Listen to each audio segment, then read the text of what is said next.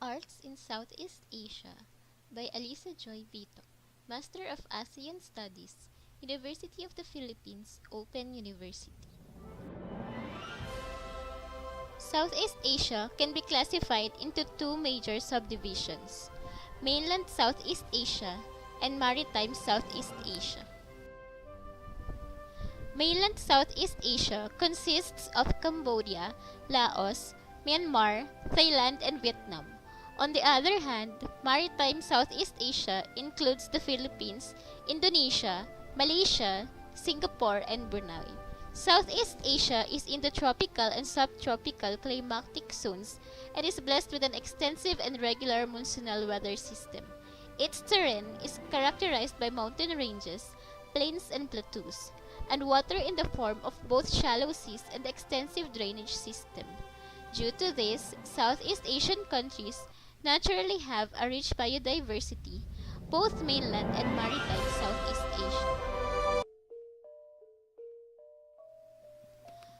Although the cultural development of the area was once dominated by Indian influence, a number of cohesive traits predate the Indian influence, such as wet rice or paddy agriculture, metallurgy, navigation, ancestor cults, and worship associated with mountains were both indigenous and widespread.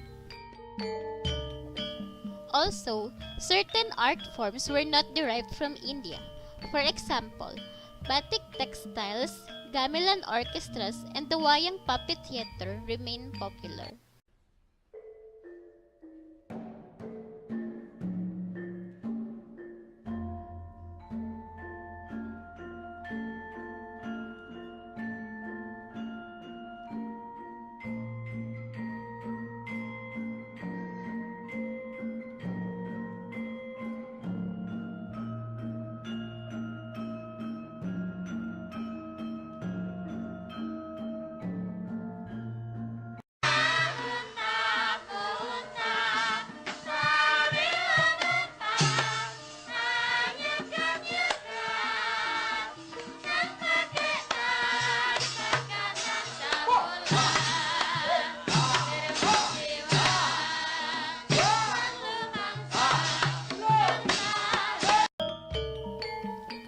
The art of casting the bronze drums found at Dong Son near Hanoi, which are similar to the bronze drums used by mountain tribes throughout Southeast Asia, was thought to have come from China.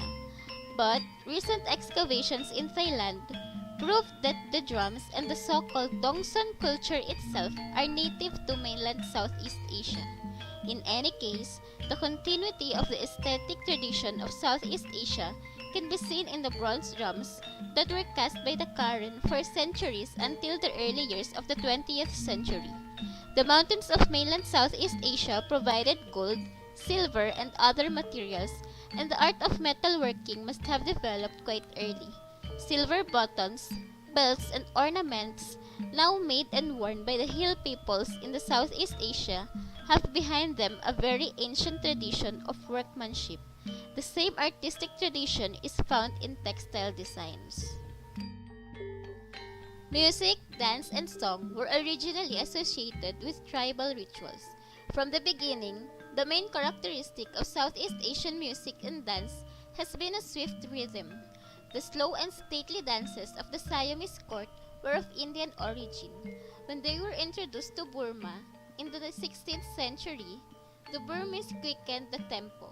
But even with that modification, the dances were still called Siamese dances to distinguish them from the native ones. In their oral literature, namely in folk songs and folk tales, the emphasis is on gaiety and humor. Typically, Southeast Asians do not like an unhappy ending. Southeast Asia were in direct contact with India through trade routes and were heavily influenced by Indian religion and art. Through trade, religions from India were brought to Southeast Asia, such as Buddhism, Hinduism, and Islam. As in India, the majority of sculptures covered the exterior of temples that were circumambulated in worship. Sculptures of deities in the round may have been placed in the interior of temples and shrines. where dim light would have added to the mystery of the divine being. While small statues were made and how they were used is not known. They may have been votive images created as gifts to temples and shrines, or intended for personal use. Hindu temples and Buddhist stupas were themselves objects of worship. They can be seen as microcosms of the universe, with their architectural forms replicating the cosmic mountains where the gods dwell. Typically, Hindu temples had towers that were oriented to the cardinal directions. Sometimes, the ground plan is rectangular with the temple surrounded by walls, a plan that resembles the sacred form of the mandala. Differing versions of this sacred cosmology in brick and stone occur throughout Southeast Asia, the most famous examples being the Buddhist monuments of Borobudur in Java, the Bevan at Angkor, and the stupas of Pagan in Burma, and the Hindu temples of Angkor, in particular Angkor Wat. Fewer Hindu deities are depicted in Southeast Asia than in India. Vishnu, Shiva, Ganesha, and Durga are the most popular, together with a syncretic deity called Harihara, who combined aspects of Shiva and Vishnu.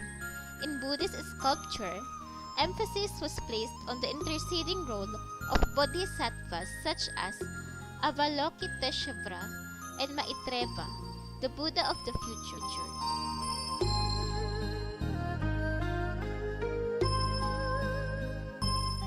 Islamic art covers a wide range of artistic production, from ceramic pots and silk carpets to oil paintings and tiled mosques. Beautiful writing became imperative for transcribing the Word of God and for creating sacred Qurans. Calligraphy soon appeared in other forms of artistic production, including illuminated manuscripts, architecture, portable objects, and textiles. In many examples of Islamic art, calligraphy is superimposed upon backgrounds covered in geometric patterns, floral motifs, and vegetal designs with curved leaf forms known as arabesques.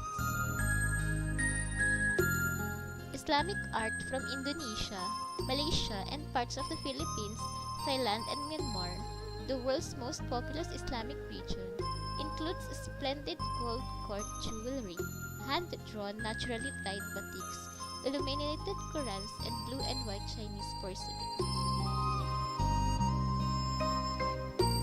Uniqueness of Southeast Asian art. Islamic art, with its rejection of animal and human figures and its striving to express the reality behind the false beauty of the mundane world, also has no affinity with Southeast Asian arts. Both Hinduism and Buddhism taught that the sensual world was false and transitory. But this message found no place in the arts of Southeast Asia. The world depicted in Southeast Asian arts was a mixture of realism and fantasy, and the all-pervading atmosphere was a joyous acceptance of life. It has been pointed out that Khmer and Indonesian classical arts were concerned with depicting the life of the gods, but to the Southeast Asian mind, the life of the gods was the life of the peoples themselves, joyous, earthy, yet divine.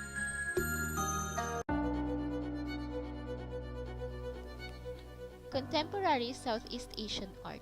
In Southeast Asia, a region that has endured devastating conflicts in the past and faces challenges in the future, contemporary art frequently becomes synonymous with activist art. The notion of art for art's sake never took hold in the region. Instead, the societal purpose of art and the relationship between the art object and the context of its production have been a marked feature in Southeast Asian modern and contemporary art. Indonesia's Reformasi period in the late 90s, for example, was characterized by a more liberal and open society following the resignation of authoritarian President Muhammad Suharto and the end of his New Order government.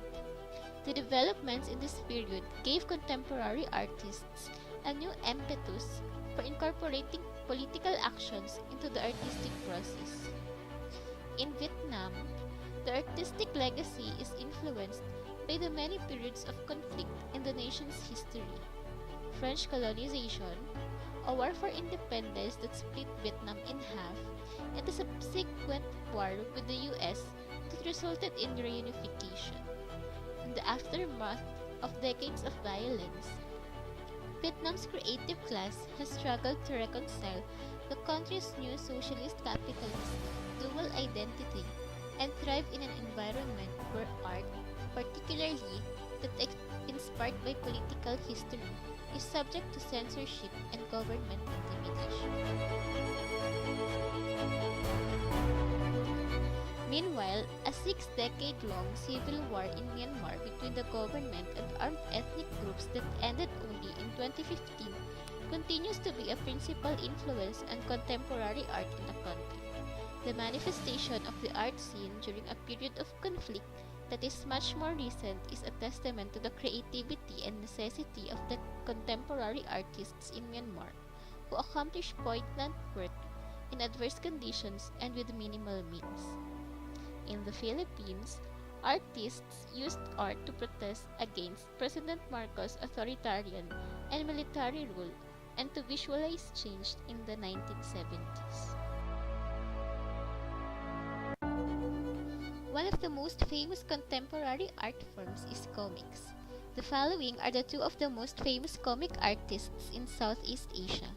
In Indonesia, Athong, a student activist from Semarang, expressed strong sentiments towards President Suharto's authoritarian rule in his comics Bad Times Stories 1 and 2, published in 1994. He used ball pens to draw and photocopied his comics for distribution. The main characters in the series were represented by 3 black demons who were constantly trying to escape from the suppression of the angels. Athong reversed the roles of the devils and angels, symbolizing devils as good and angels as bad forces. Militarism was dignified by sketches of angels with protruding eyes, wearing white uniforms, immovable stone heads, and images of armed attack ammunitions and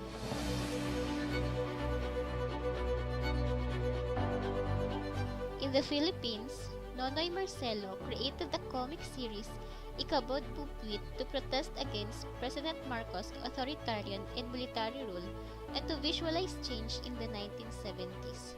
The comics were published in newspaper bulletins in the late 1970s and later as comic books using pen and ink. The comics revolved around the adventures of a mouse called Ikabod, who lived in Dagalandia. Dagalandia was ruled by the big boss, a lazy fat cat called Miawoka, who was perpetually trying to kill the mice. Miawoka represented the dictator, while Ikabod and his friends represented the Filipino people. The latter developed ways to cope with the hardships living in a world of constant fear.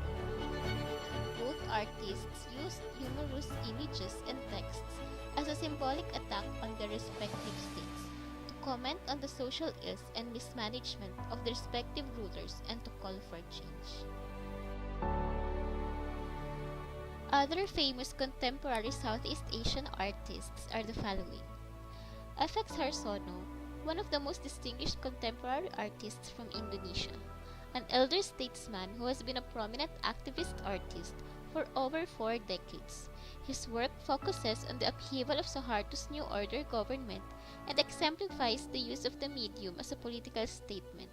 Harsono and his contemporaries rejected painting and other traditional modes of high art practices in favor of using performance, site-specific installations, and video that incorporated local imagery, better suited to illuminating socio-political issues relevant to domestic audiences. This includes his installation piece, Burned Victims, a display of charred torso-shaped forms made from wood, which commemorates the civilians who died after being locked inside a burning building during a violent anti-Suharto protest in 1998. Ngayon Lai, one of Myanmar's most prominent artists, began working with photography in 2007. Her photo series, Imagination Sphere, featured in the exhibition, comments on the ambiguity and mystery of discovering her own personal history. As a result of political sensitivities, families in her rural community were not always honest about their pasts. In another series, Reflections of Experiences of the Icons, she documents the aged and scarred bodies of her own mother and other elderly Myanmar women who were required to make huge physical and emotional sacrifices. The personal connects with the political, reflecting a universal experience for many Burmese women that endured the harsh conditions of the civil war.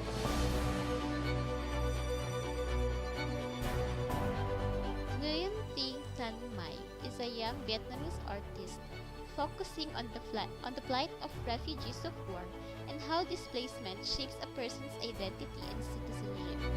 Her projects work directly with refugee communities in Tonle Sap Lake in Siem Reap Province, Cambodia, and the border province of Long An, Vietnam, whose populations are stateless and in the shadows of legitimacy, neither Vietnamese nor Cambodian. One of her interactive installations, ID Card, is a collection of recycled fabric fashioned into identification cards for 340 refugees that have no official form of identification and therefore cannot secure employment, go to school, or establish residence. Tain Lin was first an activist as a law student in Myanmar. He became active in the demonstration movement at his university and even participated in the failed 1988 uprising. His involvement as a political protester eventually landed him in prison for 6 years. Tain Lin's mixed media installation, A Show of Hands, makes plaster casts of various fellow imprisoned political prisoners. During the casting process, dissidents give detailed and cathartic testimonies of their imprisonment and experience. Just as the plaster heals a broken bone, Tain Lin hopes that the casting process will heal the broken bones of the country.